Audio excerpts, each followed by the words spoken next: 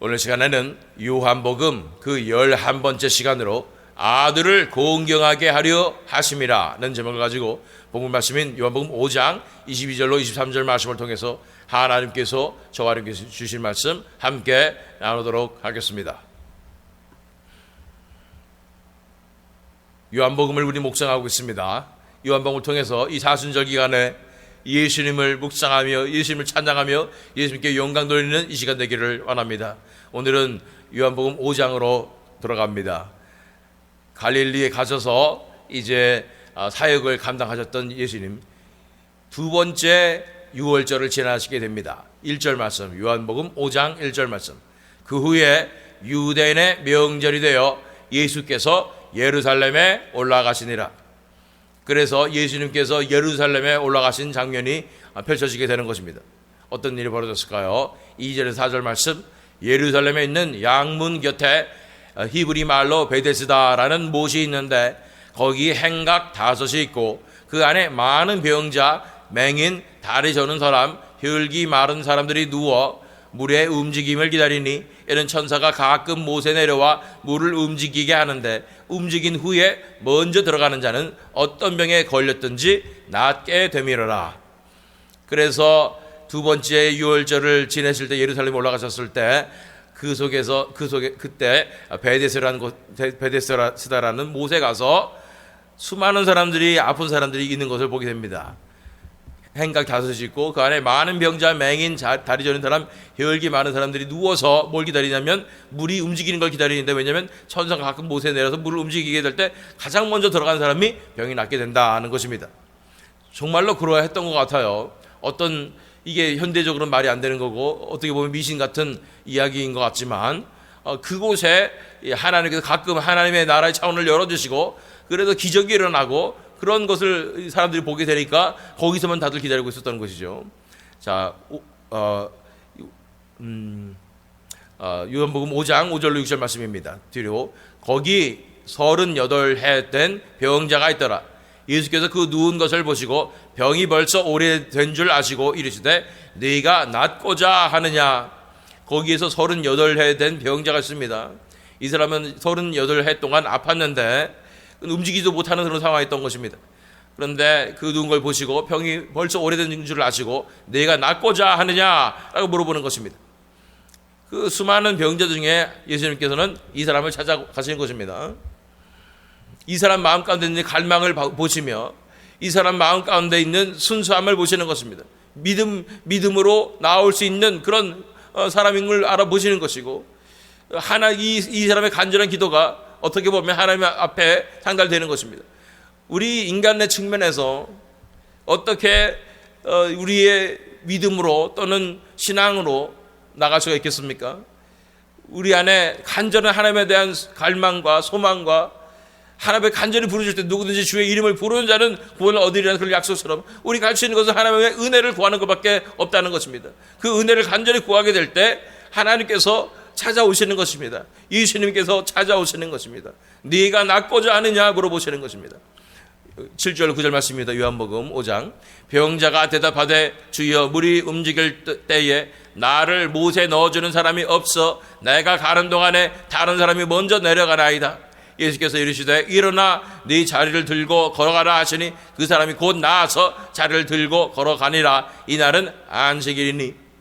그래서 이 38해 된 이 병자를 움직일 수도 없는 이 사람을 그곳에 찾아가셔서 예수님은 건져주시는데 이 사람의 소망은 낫는 것이었지만 움직일 수가 없어서 항상 순서가 늦어서 고침을 받지 못했는데 예수님께서 아주 간단하게 말씀하십니다. 일어나 네 자리를 들고 걸어가라.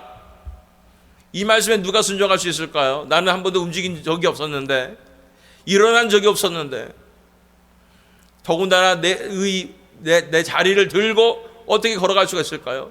그러나 그 가운데 예수님을 만나게 됐을 때 하늘로부터 오는 믿음이 솟구치게 될 때 그는 힘을 내고 자리에서 일어나서 자리를 들고 걸어 나가게 된 것입니다.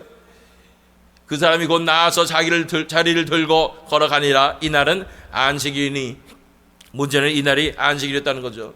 놀란 하나님의 기적이 일어난 것입니다. 38해 동안 그렇게 고통받았던 이 영원히 구원받는 하나님께서 가장 영광을 받으시는 그런 날이었습니다. 그러나 그날이 안식일이었는데 10절로 11절 말씀, 유대인들이 병 나은 사람에게 이르되 안식일인데 네가 자리를 들고 가는 것이 옳지 아니하니라. 대답하되 나를 낫게 한 그가 자리를 들고 걸어가라 하더라 하니, 이제 유대인들은 이 사람이 38해 동안 앓고 있었는지 관심도 없다가 관심 있는 것은 단 한 가지, 왜 안식일에 이 이부자리를 들고 걸어가고 있는가라는 것입니다. 이것이 옳지 않다고 말하는 것입니다. 그랬더니 이 병자가 얘기합니다. 나를 낫게 한 그가 자리를 들고 걸어가라 하더라 하니, 그래서 12절 13절 말씀 읽어보면 그들이 묻되 너에게 자리를 들고 걸어가라 한 사람이 누구냐 하되 고침을 받은 사람은 그가 누구인지 알지 못하니 이는 거기 사람이 많으므로 예수께서 이미 피하셨습니다. 그래서 누가 이 말을 한지도 모르는 거예요. 예수님이 누군지도 몰랐어요. 예수님에 대한 소문도 몰랐어요. 단지 그 마음 가운데 자리를 들고 걸어가라 라는 그 음성을 듣는 순간에 믿음이 생겨서 일어나서 자리를 들고 걸어나가게 된 것입니다. 그 믿음으로 이 하나님 나라 차원에 들어가서 이 놀라운 치유와 기적의 역사가 일어난 것입니다. 그러나 예수님도 못 알아보는 거예요. 예수님께서 거기를 피하셨기 때문에. 14절 15절 말씀, 예수님께서 이 사람을 만난 목적은 단지 병을 고치기 위함이 아니었던 것을 보게 되는 것입니다. 14절 15절 말씀, 그 후에 예수께서 성전에서 그 사람을 만나 이르시되 보라 네가 나았으니 더 심한 것이 생기지 않게 다시는 죄를 범하지 말라 하시니 그 사람이 유대인들에게 가서 자기를 고친 이는 예수라 하니라. 다시 이 사람을 만나게 됐을 때 예수님께서 선포하십니다. 네가 나았으니 더 심한 것이 생기지 않게 다시는 죄를 범하지 말라고 선포하시는 것입니다.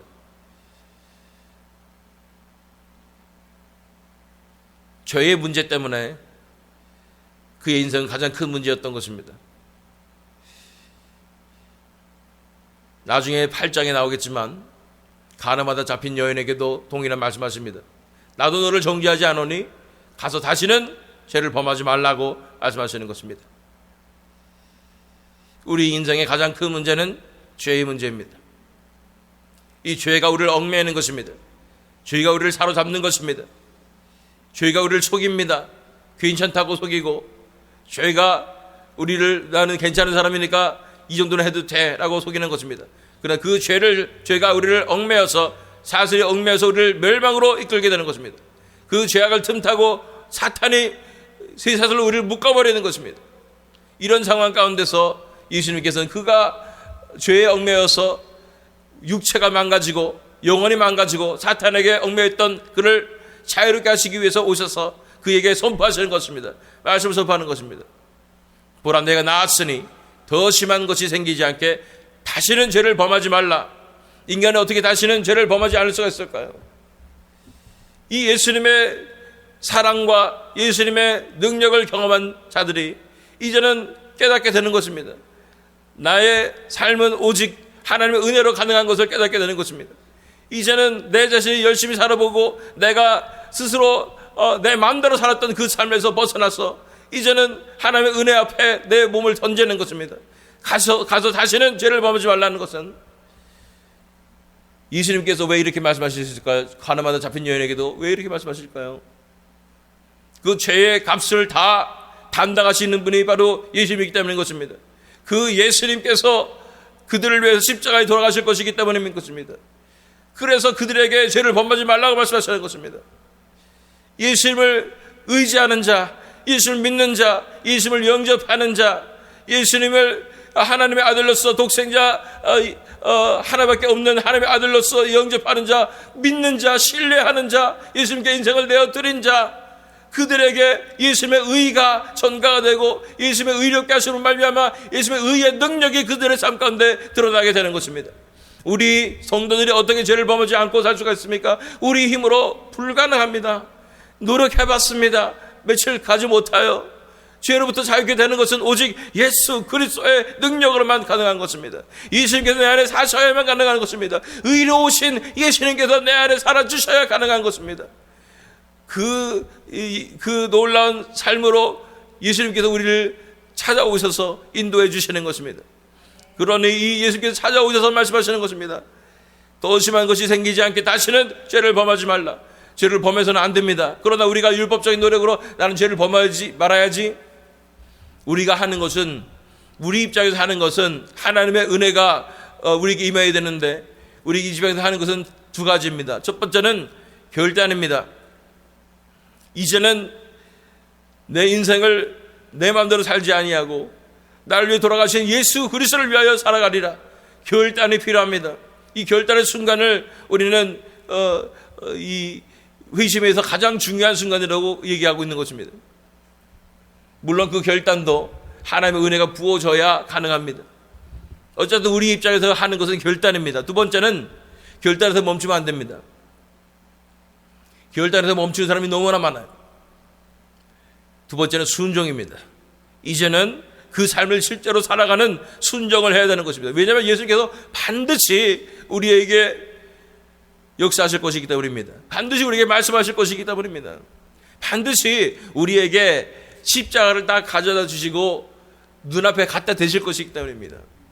그 고난의 길을, 십자가의 길을 반드시 우리에게 프리젠트 하실 것이기 때문입니다. 그곳에 우리는 순종해야 하는 것입니다.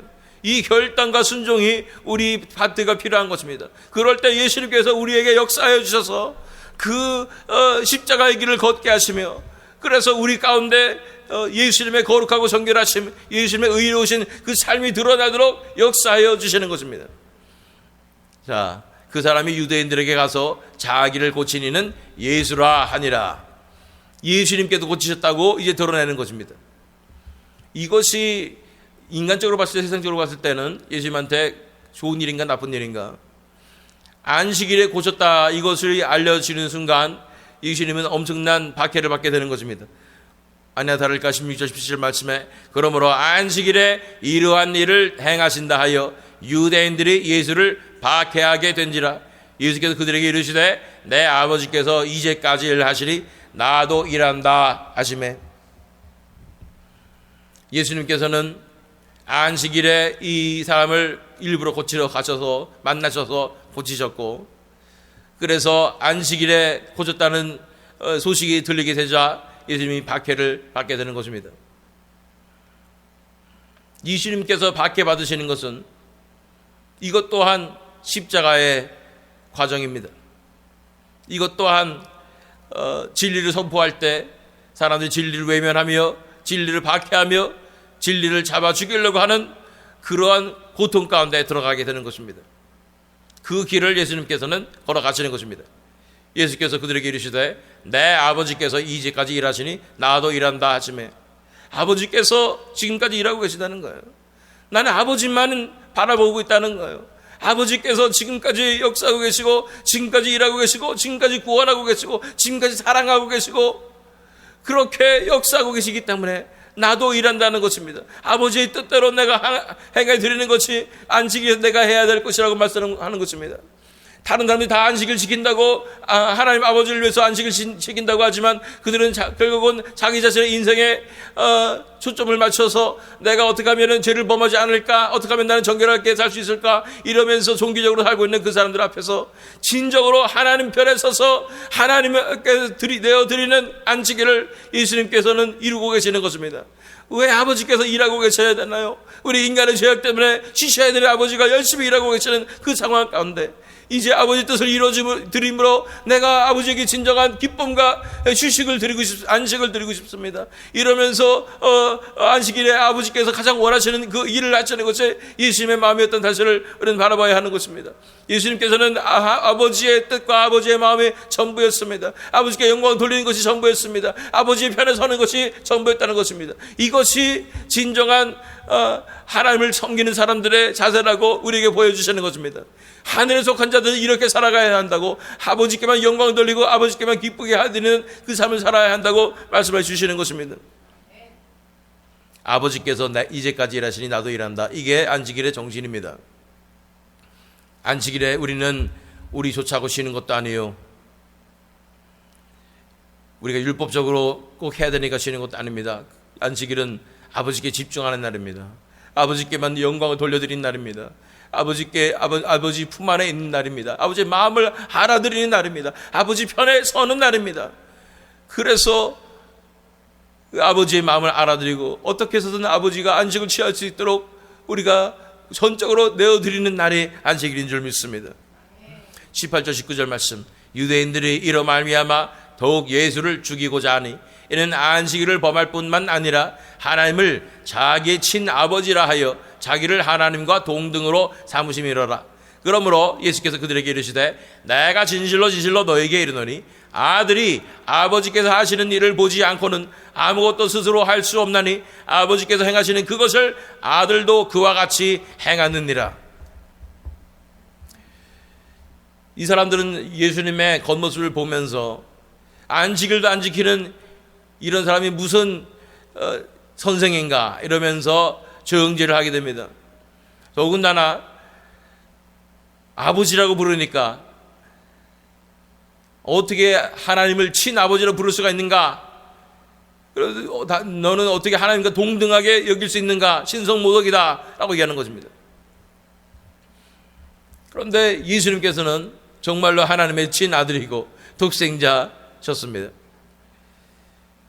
그러면서 예수님께서 말씀하시는 것입니다. 내가 사는 이 삶이 어떤 삶인가?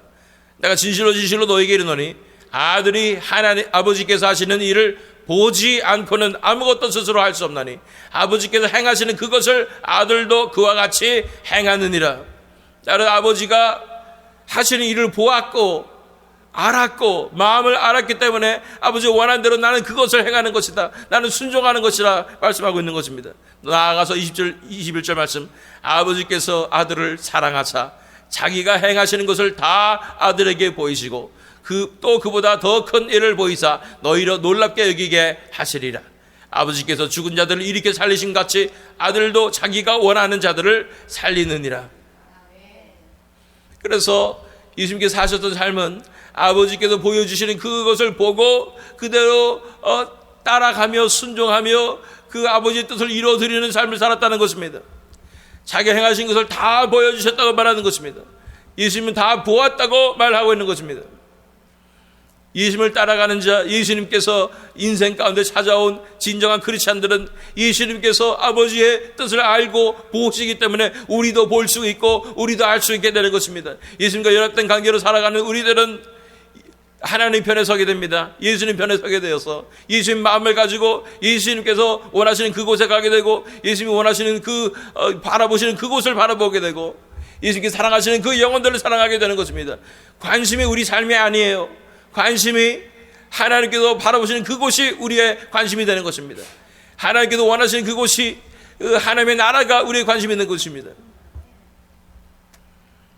그래서 우리가 정말 예수님 안에 거하고 있는가 아닌가 어떻게 알 수 있습니까? 우리 삶 가운데 예수님께서 예수님과의 연합된 관계 가운데 우리가 거하고 있는가 아닌가, 우리의 관심이 어디 있는가 보면 알 수 있습니다. 우리 관심이 아무리 열심히 신앙생활해도 내가 영적으로 좋아지는 것, 또 내 삶 가운데 문제가 해결되는 것, 또 내가 하역을 하는 것, 이런 것에 집중이 되어 있다면 아무리 그것은 영적인 것으로 보여도 영적인 것이 아니고 예수님과 연합된 것이 아닙니다. 진정으로 예수님과 연합된 삶을 살아가게 된다면 우리 관심이 온통 하나님의 나라에 가 있습니다. 하나님께서 이루시는 일에 가 있는 것입니다. 우리의 관심은 온통 하나님께서 사랑하시는 영혼들에 가 있습니다. 내 인생이 아니라 그들의 인생에 가 있고 그들을 사랑하고 그들을 위해서 희생하고 섬기는 그 일에 가게 되는 것입니다. 그래서 우리에게 필요한 것이 바로 결단과 순종입니다. 그래서 그 예수님께서 보시는 그 영혼들을 위하여 나도 예수님같이 희생하고 섬기고 사랑하겠노라고 결단하고 순종하며 살아가야 된다는 것입니다. 아버지께서 아들을 사랑하사 자기가 행하시는 것을 다 아들에게 보이시고 또 그보다 더 큰 일을 보이사 너희로 놀랍게 여기게 하시리라. 아버지께서 죽은 자들을 일으켜 살리신 같이 아들도 자기가 원하는 자들을 살리느니라. 하나님께서 살리시는 그 영혼들, 원하신 영혼들을 아들은 살리게 된다고 말하고 있는 것입니다. 아버지의 마음을 가지고 아버지와 동일한 소원을 가지고 그들을 섬기고 사랑하고 구원하고 있다는 것입니다. 예수님과 연합된 자 우리도 마찬가지입니다. 예수님께서 원하시는 영혼, 살리시는 그 영혼들을 우리도 소원을 가지고 살리게 되는 것입니다. 그들을 위해서 모든 것을 다 내어드리게 되는 것입니다. 그래서 본문 말씀으로 들어갑니다. 요한복음 5장 22절로 23절 말씀. 아버지께서 아무도 심판하지 아니하시고 심판을 다 아들에게 맡기셨으니 이는 모든 사람으로 아버지를 공경하는 것 같이 아들을 공경하게 하려 하심이라. 아들을 공경하지 아니하는 자는 그를 보내신 아버지도 공경하지 아니하느니라.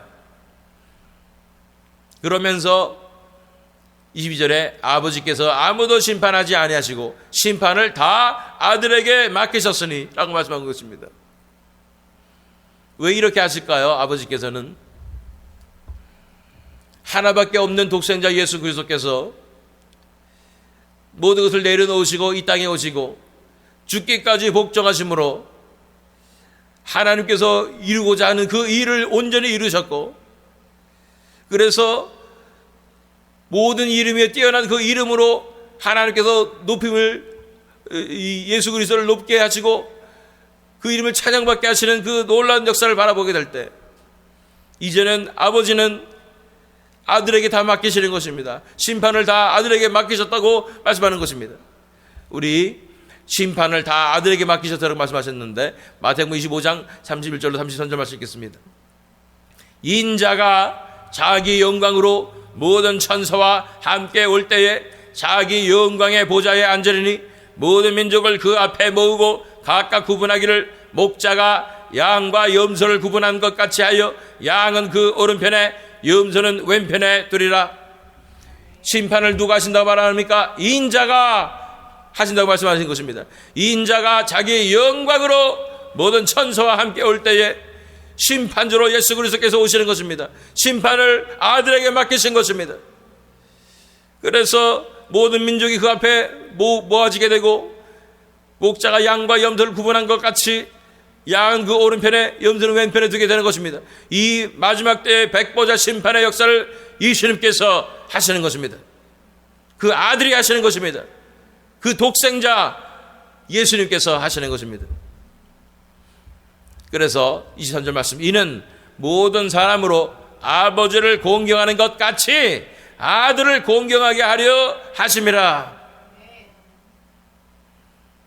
하나님 아버지의 목적은 아들을 이제 공경하게 하게 하는 것입니다. 아들이 높임을 받게 하는 것입니다. 모든 것을 다 내려놓고 희생하신 예수님을 바라보며 이제 내 아들을 높이리라고 선포하시는 것입니다. 이 아들을 높이라고 말하는 것입니다. 아들을 받아들이는 자 구원받는다고 말씀하는 것입니다. 우리가 배웠습니다. 시편 2편 11절로 12절 말씀. 여호와를 경외함으로 섬기고 떨며 즐거워할지어다. 그의 아들에게 입맞추라. 그렇지 아니하면 진노하심으로 너희가 길에서 망하리니 그의 진노가 급하심이라. 여호와께 피하는 모든 사람은 다 복이 있도다. 하나님께서는 아들에게 진심이십니다.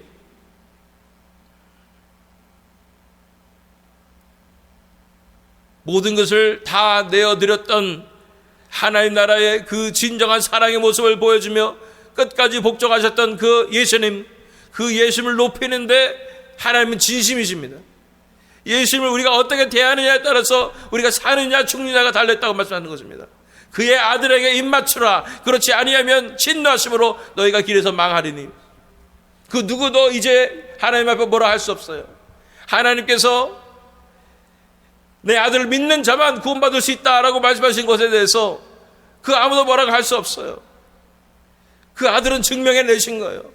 진정한 의의 삶이 무엇인지, 하나님께서 가장 기뻐하시는 삶이 무엇인지, 하나님 한 분만을 위해서 그 의를 이루는 삶, 순종함으로 이 하나님께만 영광을 나타내는 삶을 사셨네. 그 어떤 피조물도 하지 못했던 그런 것도 해내심으로 말미암아 하나님의 아들이심을 스스로 증명해 내실 뿐 아니라 그로 인하여 하나님께 영광을 돌리는 이 모습을 보여주면서 이제는 이 하나님 앞에 누구도 공평하지 않다고 얘기할 수 없습니다. 그 누구도 하나님 아버지를 막을 수 없습니다. 그의 아들에게 입맞추라. 내 아들에게 입맞추라. 그러지 않으면 너희가 망하리라 말씀하시는 것입니다. 아들을 공경하지 아니하는 자는 그를 보내신 아버지도 공경하지 아니하느니라.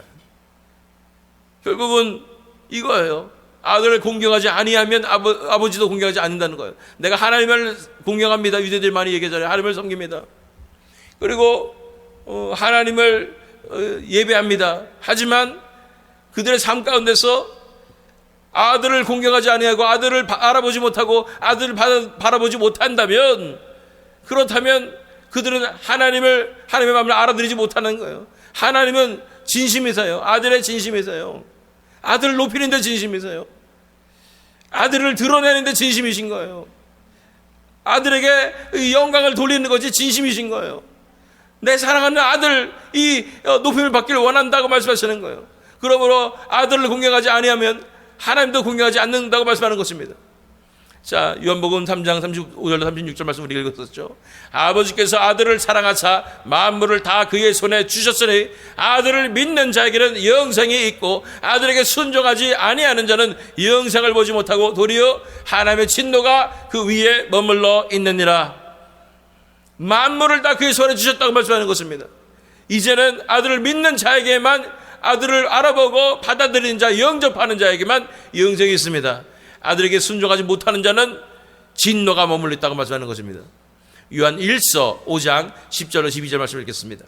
하나님의 아들을 믿는 자는 자기 안에 증거가 있고 하나님을 믿지 아니하는 자는 하나님을 거짓말하는 자로 만드나니 이는 하나님께서 그 아들에 대하여 증언하신 증거를 믿지 아니하였음이라. 또 증거는 이것이니 하나님이 우리에게 영생을 주신 것과 이 생명이 그의 아들 안에 있는 그것이니라. 아들이 있는 자에게는 생명이 있고 하나님의 아들이 없는 자에게는 생명이 없느니라. 하나님은 진심이세요. 정말로 아들을 통하여 구원하기 원하시는 것입니다. 정말로 아들에게 영광을 돌리는 것이 아들을 심판주로 삼고 아들이 모든 만물을 아들에게 주신 것이 하나님의 진심인 거예요. 이렇게 하나님께서 말씀으로 증거를 하셨는데 그거를 믿지 못하고 그것을 알아보지 못하고 영접하지 못한다면 하나님을 거짓말하는 자로 만드는 것이라고 말씀하는 것입니다. 이것을 누가 믿을 수 있겠습니까? 아버지가 그 아들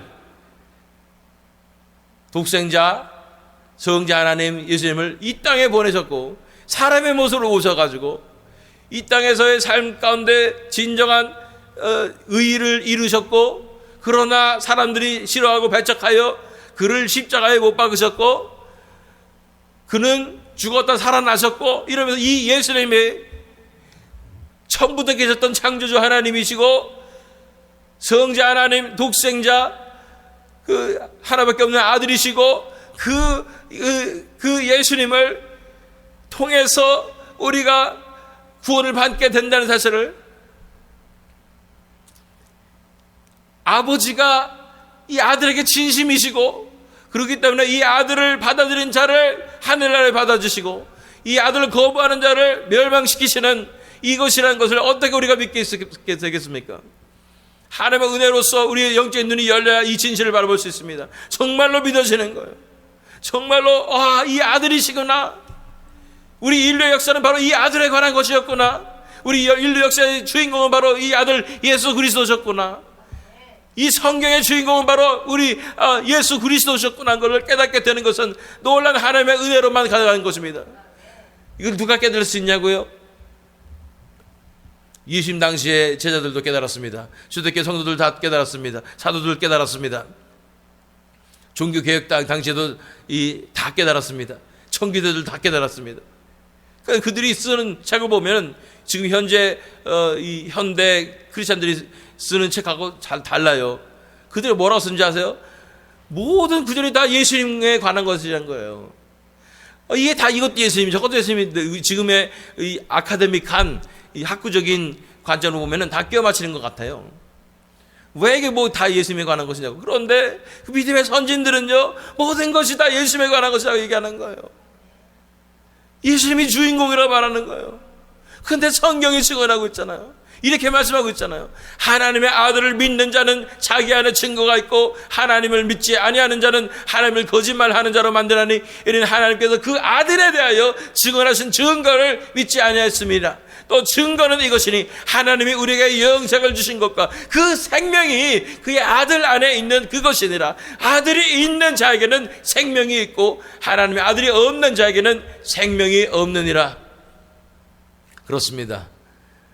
하나님의 은혜가 임한 자, 진리로 나아가는 자는 다 이것을 깨닫게 되는 것입니다.